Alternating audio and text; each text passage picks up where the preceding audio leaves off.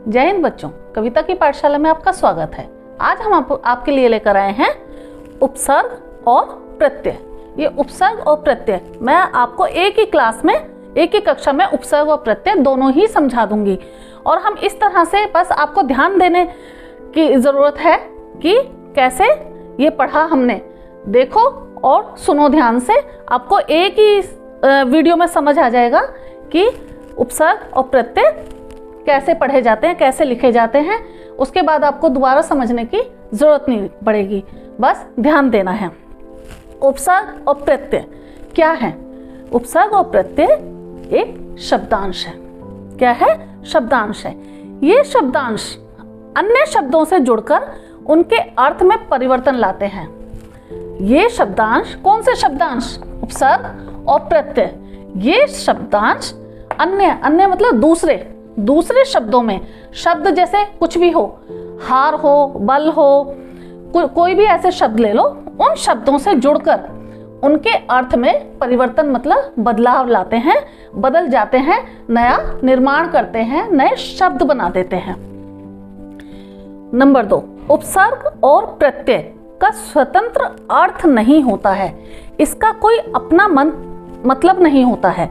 ये अकेले नहीं इस्तेमाल किए जाते। ये दोनों, ये किसी शब्द में मिलाकर ही इस्तेमाल किए जाते हैं।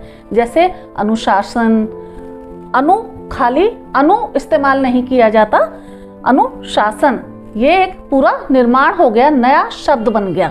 एक शब्द हो गया मूल शब्द और एक हो गया उपसर्ग। सफलता में प्रत्यय यूज हो गया, तो सफल हमारा क्या हो गया? शब्द हो गया। और उसमें ता मिल गया तो सफलता, प्रत्यय मिल गया तो सफलता हमारा पूरा निर्माण हो गया, नया शब्द बन गया। तो आज मैं आपको वही बताने जा रही हूं कि शब्द के पूर्व मतलब पहले, शुरू में कोई भी शब्द, जैसे ये है, ये उपसर्ग है, इसी से समझिए आप, ये है बाद का और ये है पहला। तो कोई भी शब्द हमने लिख लिया, जैसे कविता है, ये बाद का शब्द है, ये पहला शब्द है। आरंभ कहो, पूर्व कहो या आगे कहो। ये आगे का शब्द है या पीछे का, आप कुछ भी इस्तेमाल कर सकते हैं। शब्द के पूर्व लगने वाले शब्दांश उपसर्ग कहलाते हैं। और शब्द के बाद लगने वाले, बाद मतलब पीछे, जैसे ये, बाद लगने वाले शब्दांश प्रत्यय कहलाते हैं। मैंने ये पहले से ही परिभाषा इसलिए लिख के, इसके पॉइंट्स इसलिए लिखे हैं ताकि आपको ज़्यादा से ज़्यादा समझने में आसानी हो, नहीं तो इसमें टाइम वेस्ट होता है लिखने में। उपसर्ग के 2 शब्द एग्जाम में आता है, छोटे बच्चों में भी आता है जिन्होंने उपसर्ग और प्रत्यय सिखाए हैं स्कूल में। उपसर्ग के 2 शब्द, प्रत्यय के 2 शब्द। बच्चे कंफ्यूज हो जाते हैं कि हमें क्या लिखना है। शब्द दिए जाते हैं अन, ला, ये इससे 2 शब्द आपको बनाने हैं। अन का हो गया अनपढ़, एक शब्द बन गया। दूसरा बताओ बच्चों? वेरी गुड, अनजान, अनमोल। ठीक है, ये हो गए सारे अन के शब्द। ला बताइए, ला से बनता है लापता और ला परवाह। लापता और लापरवाह 2 शब्द ये उपसर्ग के बने, अन और ला के। ऐसे बहुत सारे होते हैं शब्द जिनसे हम नए शब्द बना सकते हैं। उपसर्ग बहुत सारे होते हैं, बस आपको ध्यान देना है कि उपसर्ग शब्द के शुरू में लगता है, पूर्व लगता है, पहले लगता है, आगे लगता है, और प्रत्यय शब्द के हमेशा बाद लगता है। बाद मतलब जैसे यहाँ कविता, तो ये आव आ गया हमारा, तो ये आव कहाँ लिखेंगे हम? आवाहन नहीं लिखेंगे हम इसको, हम लिखेंगे बाद में आव आना चाहिए।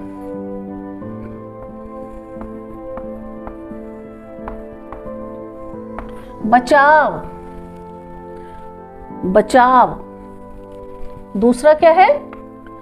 सोचो, लिखो बच्चों, अपना कुछ नया शब्द बना सकते हो आप, जरूरी नहीं है जो मैंने लिखा वही आप लिखेंगे।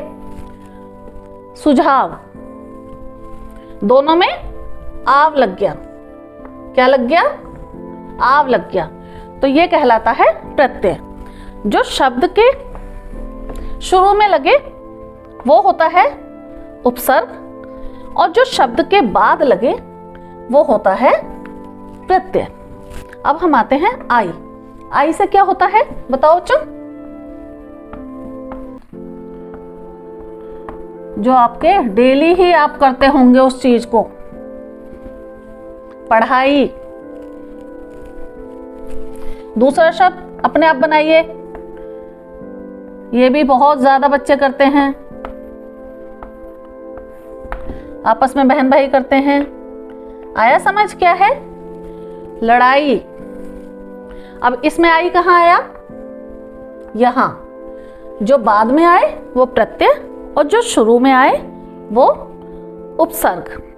अब हम मूल शब्द, उपसर्ग और प्रत्यय, इन्हें एक साथ करेंगे। तो आप मुझे बताना कि इसमें क्या मूल शब्द है, क्या प्रत्यय है और क्या ही उसमें उपसर्ग है। मैं आपको कुछ शब्द देती हूं। एक शब्द बनाया मैंने पहले,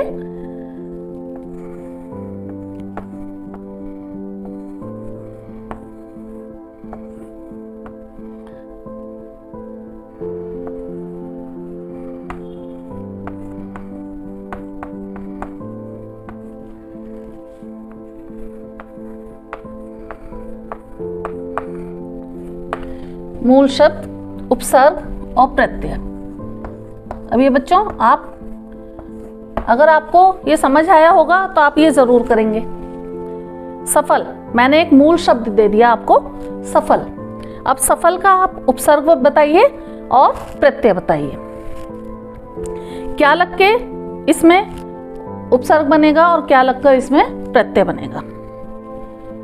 अगर हम अ लगा देते हैं, अगर हम अ लगा देते हैं तो क्या बनेगा? ये असफलता। क्या बना बच्चों? असफलता। और अगर इस सफल में हम अगर ता लगा देते हैं तो क्या बनेगा? ये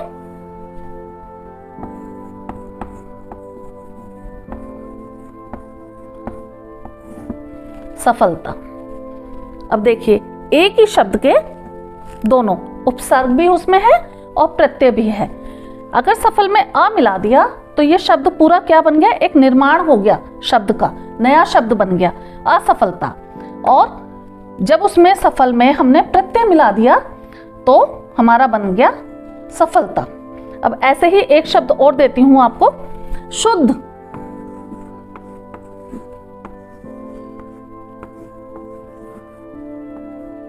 शुद्ध।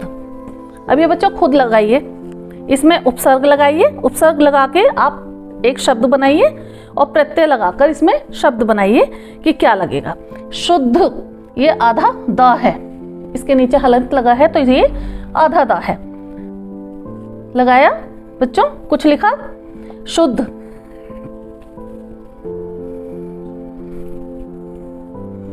इसको हम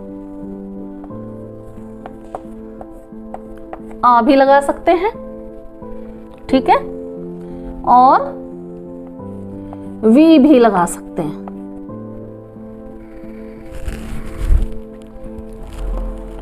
और ता लग गया तो क्या हो जाएगा? ये शुद्धता।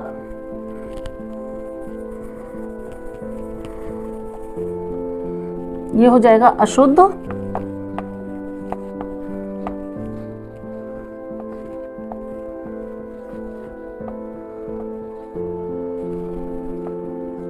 और ये हो गया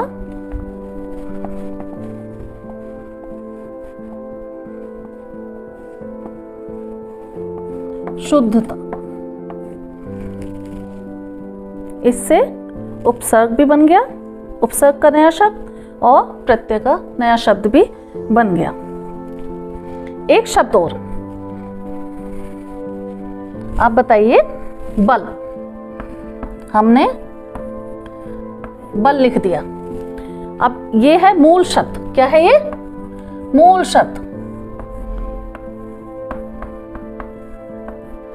अब इसमें उपसर्ग लगा के एक शब्द बनाइए और प्रत्यय लगाकर एक शब्द बनाइए। बताइए क्या लगाएंगे आप? ये अपने आप लिखना, आपने ये प्रत्यय। बताओ बच्चों क्या लगेगा? ये बल। बल का अपना अर्थ होता है, ठीक है? तो हम क्या लगाएंगे? निर, ठीक है? निर प्लस बल क्या बन गया? निर्बल। क्या बन गया? निर्बल। बल में हमने निर उपसर्ग लगा दिया तो ये निर्बल बन गया। अब बल में ही प्रत्यय लगाएंगे। बताओ प्रत्यय क्या लगाओगे बच्चों? प्रत्यय हमने लगाया वान, तो ये क्या बन गया?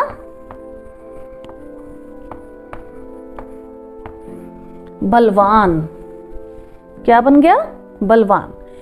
एक ही शब्द से हम उपसर्ग मिलाकर भी बना सकते हैं और प्रत्यय भी। बस आपको ध्यान देने की जरूरत है। अगर आप ध्यान दोगे तो आप अच्छे से आप उपसर्ग और प्रत्यय समझ सकते हैं और कोई गलती भी नहीं करेंगे। जैसे यहाँ पर बस इतना ध्यान दीजिए, प्रत्यय आखिर में आता है, अंत में आता है और उपसर्ग शुरू में आता है, पूर्व आता है। ये शब्द हैं, ये शब्द है और ये उपसर्ग है। ये शब्द है, ये उपसर्ग है। ऐसे ही ये आखिरी में है, ये प्रत्यय है और ये